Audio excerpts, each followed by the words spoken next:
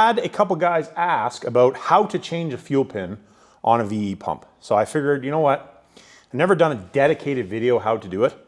It's very easy to do, but I've never done a video. So we are going to do a video today.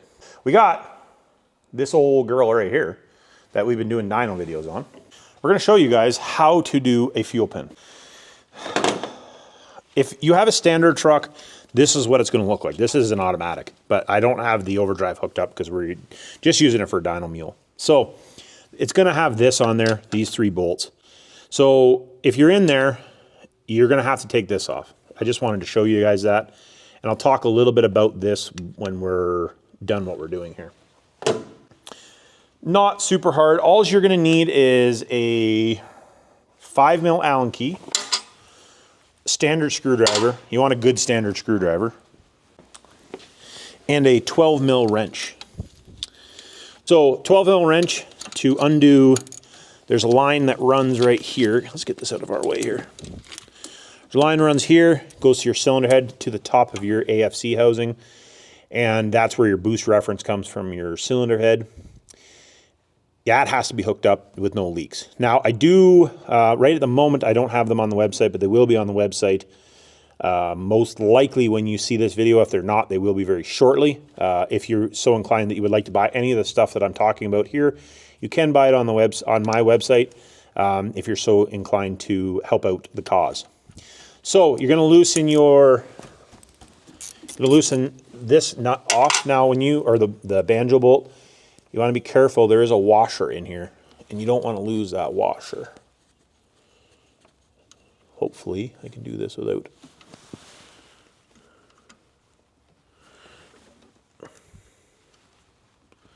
There we go.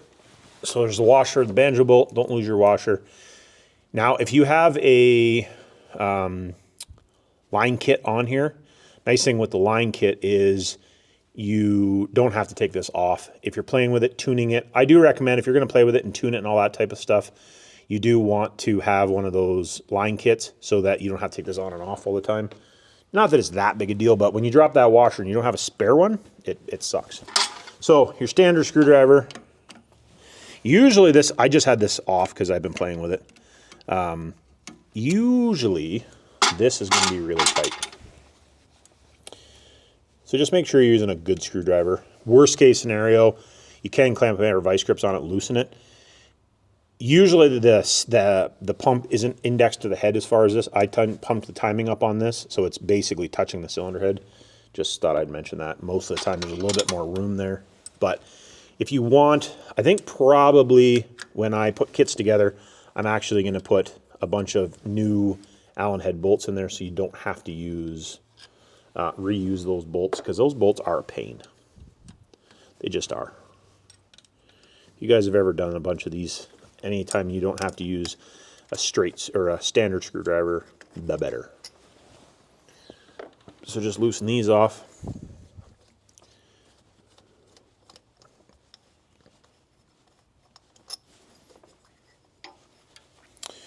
All right, so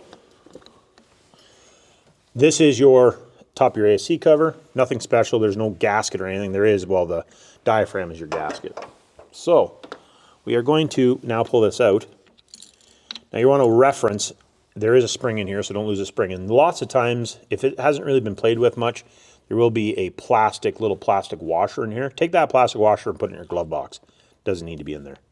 So do that. Also, you want to inspect your diaphragm. Make sure this diaphragm doesn't have any rips or any bad spots, and if it does, replace it. Because if the boost can't push down on this, you're not going to fuel it the way it should be fueled. Like I said, also too, I have those on the website. If you're, like I said, if you're so inclined that you would like any of that stuff. So that easy. Now, this is what your stock fuel pin looks like. Now, if you don't want to change your fuel pin, you don't have to. If you look at, I don't know, you probably won't be able to see in the video very easy, but if you take the fuel pin and just turn it, you can see the spot where it has the steepest ramp. If you put it on the steepest ramp, that is going to give you the most fuel that this pin can give you. Now, this pin is one from Ratman Performance, and this gives you the most amount of fuel you can with a bit of a different curve, a little steeper curve. So it's not giving you more fuel, it's giving you a different ramp of fuel. It's kind of like a different fuel plate for P-pump guys. So you don't have to change it. I personally, even if you do change it, I personally always keep these in the glove box because if I'm towing with my truck or something really heavy, or you're starting to have a problem or something, you can swap back to your stock fuel pin and pull a bunch of fuel out of it if you so need be, you're having problems or whatever. So I always keep the stock fuel pin in the glove box. I've always done that. Now, when you need to change these, this is a 10 mil slot on the fuel pin and then a 10 mil nut. When you go to tighten this, you don't reef it tight. Obviously it needs to be tight, but usually what I do is I just put a dab of blue Loctite when you tighten it up, but you'll feel it when it goes tight and then you'll start squishing the diaphragm out. You don't want to keep cranking down on it. Just thought I would mention that too. Now, when you're putting this in, your pin that slides in and out is at the front of the pump. So if you're putting your fuel pin in, your ramp needs to go over towards the front. So wherever this is in relation to the front, usually what I do is mark it. You can see like this one has been marked, this one has been marked. I always mark them when I take them out so you know exactly where it goes. And with this style, you can just rotate it in there. So what I've seen lots of guys, and I've also done as well, is you actually put lines. So I'll put a mark at the front, and then I'll put with a engraver, and then I put a mark fuel half low kind of idea. So if you're on the side of the road and you want to pull fuel out of it, you literally can just pull this off and go, okay, you know, there's full fuel and there's the least amount of fuel. I can spin it, good to go. If you're so inclined to want to do that. Otherwise, you can just put with your ramp on, you're obviously not doing that. So you just slide it in and you want to index towards the front best you can.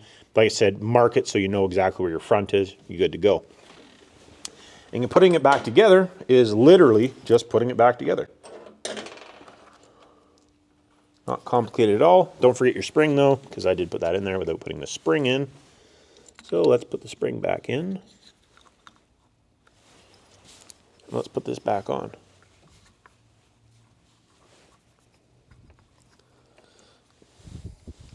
All right, so we got that back together. Now for your overdrive, if you have that off, you usually won't have to play with it. But if you've done a fuel pin, sometimes what you're going to have to do is, so this isn't going to end up in the exact same spot.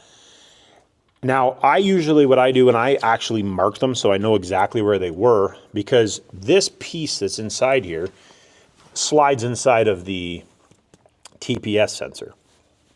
So it's actually adjustable in and out. So you can change where your overdrive locks comes in and out with this. Or you can move this a little bit. You can go a little touch tighter on here. So if it's not engaging fast enough, or it's not engaging where you want it, you're going to need to adjust this. This is what you're going to adjust. Just off the top of my head, I can't remember which way you have to adjust it, to be totally honest with you. But you'll figure it out because you go to put it on there and it won't go on. But usually, as far as, yeah, see this one, it's definitely in a different spot than it was because it won't go on there. So when you're adjusting it, usually what I would do, I'm not putting it back on here right now, but you put 3 bolts in it and then you would just pull this on and off. Now, what most guys do now, if you're still running one of these trucks with the factory setup, is you're going to just run a TPS delete. There is a few different guys that make them. I'm going to put some kits together as well, just so that anybody that does want one from me will be able to get one. They're very simple. One thing that I'm trying to find, though, which I haven't found yet, is I want to actually find the plug. So when right now, all the kits, you just put pins in there. I want to find the actual plug that goes with this. It just goes click and clips on, and then you run it into the cab. So there will be no wiring, no screwing around. And just plug it in, way you go. So that's the only reason that I haven't done yet, is I want to make sure, I want to get a plug that actually plugs right into this. So anyways, changing fuel pin is just that easy. So if you want to do one, there you are. If you are so inclined to buy one, check out the website, and we'll catch you on the next video.